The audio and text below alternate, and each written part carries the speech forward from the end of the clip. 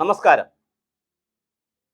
ആരാരും ശ്രദ്ധിക്കപ്പെടാതെ ആരാലും നോക്കാതെ അങ്ങനെ മണിയമ്പിള്ള രാജുവിൻ്റെ കേസ് സെറ്റിലായി.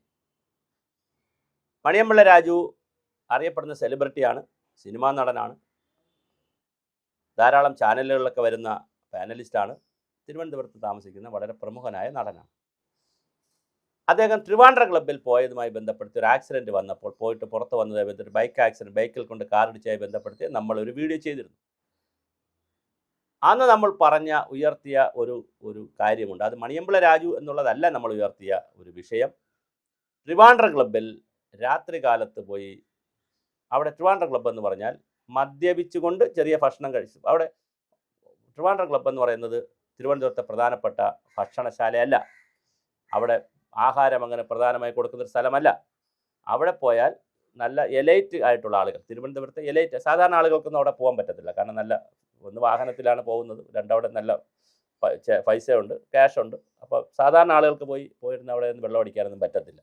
അപ്പോൾ വളരെ എലൈറ്റ് ആയിട്ടുള്ളൊരു ഗ്രൂപ്പ്, സമൂഹത്തിലെ തിരുവനന്തപുരത്തെ എലൈറ്റ് ഗ്രൂപ്പായിട്ടുള്ള, അത് ഉദ്യോഗസ്ഥരാകട്ടെ, ബിസിനസ്സുകളാകട്ടെ, അല്ലെങ്കിൽ അങ്ങനെയുള്ള പൊളിറ്റിക്കൽ ലീഡർമാരിൽ മദ്യപിക്കുന്നവർ എല്ലാവരും ഇല്ലല്ലോ. അപ്പോൾ ഒരു എലൈറ്റ് പൊളിറ്റിക്കൽ ലീഡർമാർ അങ്ങനെ പോകാറില്ല, അവർ രഹസ്യമായിട്ടൊക്കെ മദ്യപിക്കാറുള്ളൂ. അല്ലാതെ മറ്റ് ഉദ്യോഗസ്ഥരും, ഹയർ ക്ലാസ് ഉദ്യോഗസ്ഥരും, ക്ലാസ് 1 ക്ലാസ് 2 ഉദ്യോഗസ്ഥരും, പിന്നെ കുറേ ബിസിനസ്സുകാരും ഇതുപോലത്തെ സെലിബ്രിറ്റികളൊക്കെയാണ് പോകുന്നത്. ട്രിവാൻഡ്രം ക്ലബ്ബിൽ പോകുന്നത് മദ്യപിച്ചു കൊണ്ടിരുന്ന് സംസാരിക്കാനും മദ്യപിക്കാനുമാണ്, അല്ലെങ്കിൽ ആരോടെങ്കിലും സുഹൃത്തുക്കളുടെ ഭാഗമായിട്ട് പോകും. എന്തായാലും അവിടെ നിന്ന് രാത്രി 9 മണിക്ക് ശേഷം പുറത്ത് വരുന്ന വാഹനങ്ങൾ, ഒറ്റയ്ക്ക് ഓടിച്ചു വരുന്ന ഡ്രൈവർമാരെ, പിന്നെ ഈ നമ്മുടെ ബ്രീത്ത് അനലൈസറിന് നമ്മുടെ മദ്യം ഉപയോഗിച്ചിട്ടുണ്ടോ എന്നുള്ള ഊതിക്കാൻ പറഞ്ഞാൽ ഒരാളും അതിനകത്ത് മദ്യവിമുക്തമായി കാണില്ല. അവിടെ നിന്ന് തുടങ്ങാം നമുക്ക് മദ്യപിച്ചുകൊണ്ട് കാർ ഓടിക്കുന്ന അല്ലെങ്കിൽ വാഹനം ഓടിക്കുന്ന കഥ. ഇത് ഗണേഷ് കുമാർ ഒന്ന് ശ്രദ്ധിക്കുന്നത് നന്നായിരിക്കും. ഇപ്പോഴത്തെ മന്ത്രി, ഇനി അടുത്ത പുതിയ മന്ത്രി ആരാന്നറിയില്ല, പുതിയ മന്ത്രി ആര് വന്നാലും അവരോട് അവരും ഒന്ന് ശ്രദ്ധിക്കുന്നത് നന്നായിരിക്കും. അവിടെ വളരെ കൃത്യമായി മദ്യപിച്ചുകൊണ്ട് കാർ ഓടിച്ച് പോകുന്നവരുടെ മിക്കവാറും എല്ലാവരും അങ്ങനെയാണ് പോകുന്നത്. പ്രത്യേകിച്ച് പുരുഷന്മാരും സ്ത്രീകളും വരാറുണ്ട് അവിടെ, അവരും ഇങ്ങനെ തന്നെയാണ് മദ്യപിക്കുന്നവർ.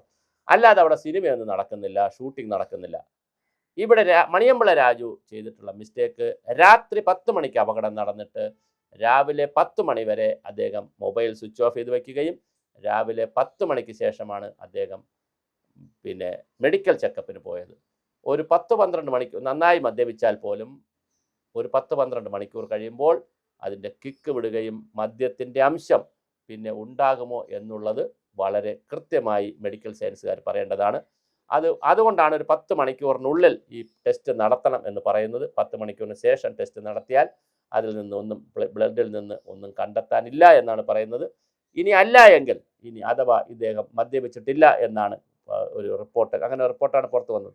റിപ്പോർട്ടെങ്കിൽ എന്തിനാണ് അവിടെ ട്രിവാൻഡ്രം ക്ലബ്ബിൽ അദ്ദേഹം അപ്പോൾ എന്തിനും പൊക്കൂടെ എന്നൊക്കെ കയറി ചോദിച്ചു കഴിഞ്ഞാൽ അതൊരു വല്ലാത്ത ചോദ്യമാണ്. എന്തിനും പോകുന്ന സ്ഥലമല്ലല്ലോ.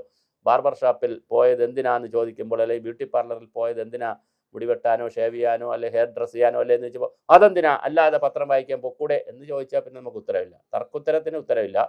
ശരിയായ ഉത്തരം ചോദ്യം ചോദിക്കുകയാണെങ്കിൽ മണിയമ്പിള്ള രാജു എന്തിനാണ് അവിടെ പോയത്? മദ്യപാനത്തിന് മാത്രം സ്പെഷ്യലൈസ് ചെയ്തിട്ടുള്ള അങ്ങനെ ഒത്തുകൂടായ്മയ്ക്ക്, അങ്ങനെ ഒരു കൂട്ടായ്മയ്ക്കുള്ള ഒരു സ്ഥലത്ത് വെറുതെ പോയി ഇരുന്ന് കപ്പലണ്ടിയും കഴിച്ച് വന്നതല്ലല്ലോ. അപ്പോഴെന്താണ് റിയലായി സംഭവിച്ചത്? അത് എന്നറിയാൻ ആളുകൾക്ക് താല്പര്യമുണ്ട്. അത് മണിയമ്പിള്ള രാജുവിനോടുള്ള എതിർപ്പ് കൊണ്ടോ അല്ലെങ്കിൽ അദ്ദേഹത്തെ ശിക്ഷിക്കണമെന്നുള്ളത് കൊണ്ടല്ല ഈ വീഡിയോ ചെയ്യുന്നത്. ഇതൊരു കേസ് സ്റ്റഡിയായി നമ്മൾ എടുത്തത് കൊണ്ടാണ്. കാര്യം സമൂഹത്തിൽ വളരെ കൃത്യമായി ഇത്തരം കാര്യങ്ങൾ അനലൈസ് ചെയ്ത് പോകണം എന്നുള്ളത് കൊണ്ട് മാത്രമാണ് നമ്മൾ വീഡിയോ ചെയ്യുന്നത്. അല്ല, മണിയമ്പിള്ള രാജുവിനോട് ഞാനും ഇഷ്ടപ്പെടുന്ന നല്ല നടനാണ്.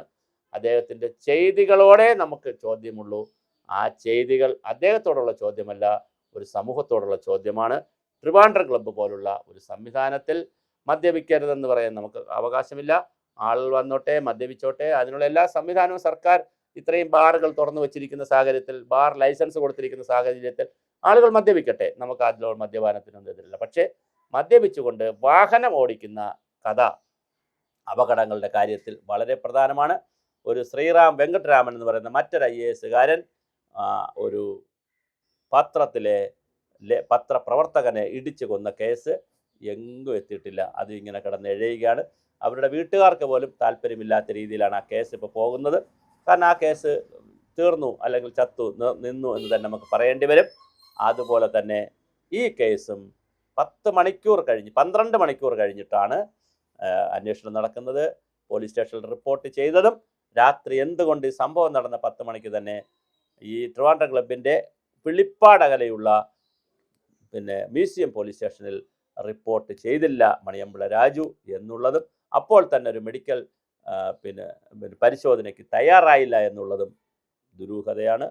അതുകൊണ്ട് തന്നെ മണിയമ്പിള്ള രാജു തന്നെയാണ് മനസ്സ് തുറക്കേണ്ടത്. എന്തിനാണ് ട്രിവാൻഡ്രം ക്ലബിൽ രാത്രി 10 മണി വരെ ചെലവഴിച്ചത്? ആരായിരുന്നു അവിടെ ഉണ്ടായിരുന്നത്? ഈ കാര്യങ്ങളിൽ ദുരൂഹതയുണ്ട്. അതുകൊണ്ട് ഇത് മണിയമ്പിള്ള രാജുവിൻ്റെ കേസ് അവിടെ നിൽക്കട്ടെ, അത് കേസിൻ്റെ മെരിറ്റിലോട്ട് പോട്ടെ. പക്ഷേ ട്രിവാൻഡ്രം ക്ലബ്ബായാലും ഏത് ക്ലബ്ബായാലും അവിടെ നിന്ന് രാത്രി മദ്യപിച്ചിട്ട് പുറത്തിറങ്ങി വാഹനം ഓടിച്ചു പോകുന്നവരുടെ പുറത്ത് കർശനമായ നിരീക്ഷണവും ക്യാമറ നിരീക്ഷണവും കർശനമായിട്ടുള്ള പരിശോധനയും ആവശ്യമാണ്. അതാണ് നമുക്ക് ഇതിൽ ഈ വീഡിയോയിലൂടെ പറയാനുള്ളത്. അല്ലാതെ സെലിബ്രിറ്റികൾക്കും ഉന്നതന്മാർക്കും എന്തുമാകാം. അത് ടെന്നീസ് ക്ലബിൻ്റെ പാട്ടമടയ്ക്കാത്ത കാര്യമായാലും ട്രിവാൻഡ്രം ക്ലബിലെ ഈ വക കാര്യങ്ങളായാലും കണ്ണായ സ്ഥലങ്ങൾ കൈയടക്കി വയ്ക്കുന്ന കാര്യമായാലും സമ്പന്നനൊരു നീതി, സാധാരണക്കാരന് വേറൊരു നീതി എന്നുള്ളത് അംഗീകരിക്കാൻ കഴിയുന്നതേയല്ല.